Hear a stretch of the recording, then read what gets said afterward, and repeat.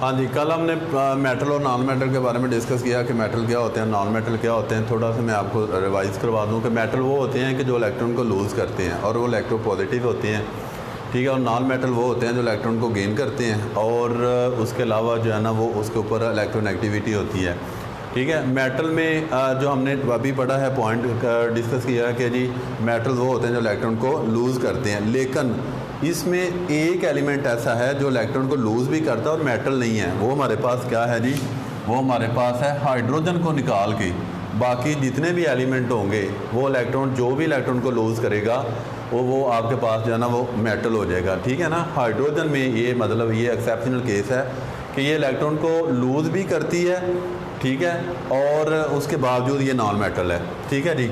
ये तो था थोड़ा सा। आज हम इसकी जो है ना वो फिज़िकल प्रॉपर्टीज़ के बारे में डिस्कस करेंगे कि फ़िज़िकल प्रॉपर्टीज़ जो हैं क्या होती हैं।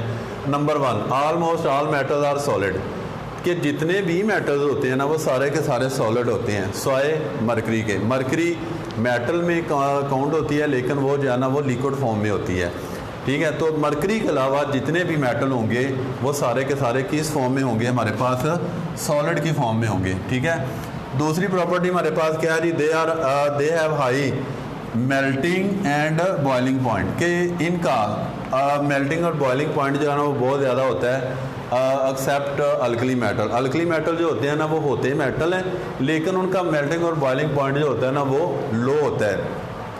अब जो हमारे पास मेटल होते हैं इनका मेल्टिंग और बॉइलिंग पॉइंट हाई क्यों होता है, due to the strong force of attraction, क्योंकि इनके जो एटम्स होते हैं, इनके जो इलेक्ट्रॉन्स होते हैं उनके अंदर मतलब जो फोर्स ऑफ अट्रैक्शन इतनी बहुत ज़्यादा पाई जाती है। तो देखिए जितनी ज़्यादा किसी के दरमियान फोर्स ऑफ अट्रैक्शन ज़्यादा होगी उतना ही फोर्स ऑफ अट्रैक्शन को, अब यहाँ पे देखिए जी कैसे इसका होगा। फॉर एग्जांपल हमारे पास है जी सोडियम क्लोराइड है, ठीक है। इन दो इनके दरमियान ये वाला बॉन्ड बन रहा है, ठीक है, ये वाला।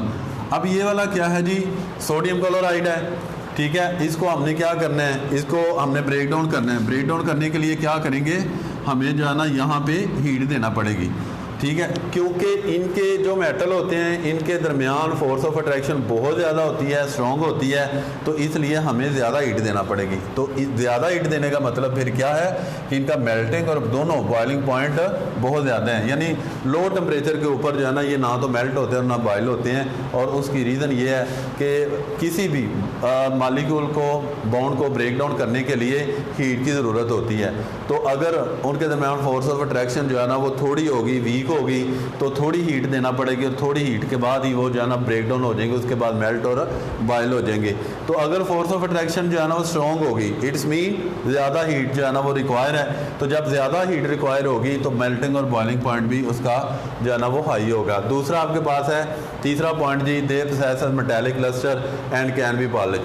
कहते नहीं जब इनको काटा जाता है ना, ये वाले जो मेटल्स होते हैं जब इनको काट दिया जाता है बीच में से, यहाँ पे देखें जी ये वाला हमारे पास ये एक रॉड है, ठीक है, ये वाला इस तरह से एक रॉड है। जब हम इस तरह की इसको दरमियान में से कट कर देंगे, ठीक है ना, ये वाले जो इनके एंडिंग पॉइंट है ना, ये वाले क्या होंगे, बेशक इनको बाहर से जंग भी लगा होगा लेकिन जब आपको उसको अंदर से काटोगे तो वो लस्टर यानी चमक पैदा करेगा। और उसके बाद ये होते हैं जितने मेटल्स होते हैं उनको जो है ना वो हम पॉलिश भी कर सकते हैं। चौथा पॉइंट आपके पास है जी, they are malleable and ductile. Malleable का क्या मतलब होता है जी, मेलेबल का मतलब होता है कि इसको हम जो है ना वो कूट कर हैमर के ज़रिए इसकी हम जो है ना वो शीट्स बनाते हैं। देख लें आपने इर्द गिर्द जितने भी हमारे पास मेटल हैं सारे के सारे जो है ना वो शीट उसकी बनी हुई हैं। अभी यहाँ पे देखिए आयरन है, आयरन की कितनी बड़ी बड़ी शीट्स होती हैं, ठीक है। उसके बाद दूसरा पॉइंट इसका जी डक्टाइल। डक्टाइल का मतलब क्या होता है, जिसे खींच कर हम इसकी वायर भी बना सकते हैं, ठीक है जी, वायर हम बना सकते हैं। और ये वाला क्या है जी, ये वाला हमारे पास शीट्स हैं, ठीक है। तो जितने भी मेटल होते हैं वो मेलेबल भी होते हैं और डक्टाइल भी होते हैं। मेलेबल मीन के कूट कर जिन्हें हम जो है ना वो शीट बना सकते हैं, और डक्टाइल के जिसे हम खींच कर जो है ना वो वायर बना सकते हैं। देख लें जितनी भी वायर्स हैं सारी की सारी जो है ना वो मेटल्स हैं। अगला पाँचवा पॉइंट हमारे पास ये वाला आता है जी, metal are good conductor of heat and electricity. ये हीट और इलेक्ट्रिसिटी के जो है ना वो अच्छे कंडक्टर होते हैं। और वो कहते हैं हीट और इलेक्ट्रिसिटी के अच्छे कंडक्टर क्यों होते हैं, उसकी रीज़न ये है कि इनके जो मालिक्यूल्स होते हैं, इलेक्ट्रॉन होते हैं, वो फ्रीली मूव करते हैं। तो जब कोई चीज़ फ्रीली मूव करती है तो फिर क्या होगा कि उसमें से हीट भी आसानी से पास आउट हो जाएगी और इलेक्ट्रिसिटी भी आसानी से पास हो जाएगी। तीसरा छठा पॉइंट आपके पास है जी, इनकी डेंसिटी हाई होती है। डेंसिटी हाई होने की वजह यही वाली है कि इनके जो ऊपर हमने डिस्कस किया था कि जी इनकी फोर्स ऑफ अट्रैक्शन ज़्यादा होती है, मतलब स्ट्रॉन्ग होती है। तो जितनी वो फोर्स ऑफ अट्रैक्शन जो है ना वो स्ट्रॉन्ग होगी उतनी उसकी डेंसिटी भी ज़्यादा होगी। और सातवां पॉइंट इसका हमारे पास ये है, दे आर हार्ड, कि जितने भी आपके पास मेटल हैं वो सारे के सारे हार्ड हैं स्वाए सोडियम और पोटाशियम के। सोडियम और पोटाशियम है ये हैं मेटल, लेकिन ये बहुत ज़्यादा सॉफ्ट है। ठीक है जी। इन दो के अलावा जितने भी मेटल्स होंगे वो आपके पास जो है ना वो हार्ड बहुत ज़्यादा जो है ना वो होंगे। ठीक है जी। ये वाली 7 हमारे पास जो है ना वो फिजिकल प्रॉपर्टीज़ हैं। ये आपको शॉर्ट क्वेश्चन में आएगा, 2, 3 या 4 ये उसकी अपनी मर्जी है, मतलब वो पूछ सकता है। ये सवाल इसके अंदर आ सकता है, what do you mean by malleable and ductile. तो ये आपने जो है ना वो उसके अंदर मैंने तो ज़रा मेलेबल डक्टाइल शॉर्ट में लिखा हुआ है, वहाँ पर आगे मेल एबल की डेफिनेशन भी और डक्टाइल की डेफिनेशन भी जो है ना वो दी हुई है।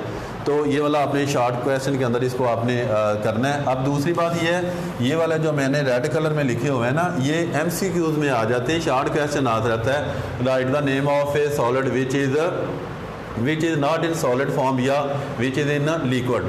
ठीक है। तो हमें पता होना चाहिए कि कौन सा मेटल है कि जो सॉलिड फॉर्म में नहीं है, लिक्विड फॉर्म में तो आपको पता नहीं कि वो मरकरी है।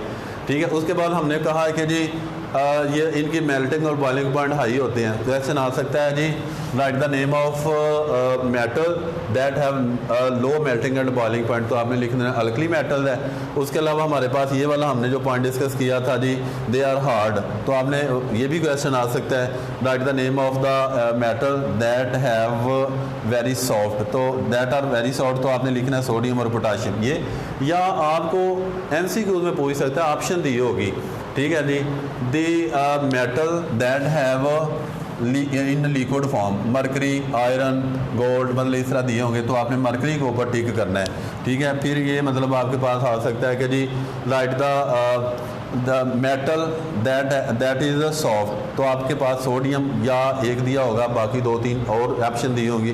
तो आपको पता होना चाहिए कि सोडियम है मेटल लेकिन ये वाला सॉफ्ट फॉर्म के अंदर है। ठीक है। सुबह हम इसकी जो है ना वो फिजिकल केमिकल प्रॉपर्टीज़ के बारे में डिस्कस करेंगे।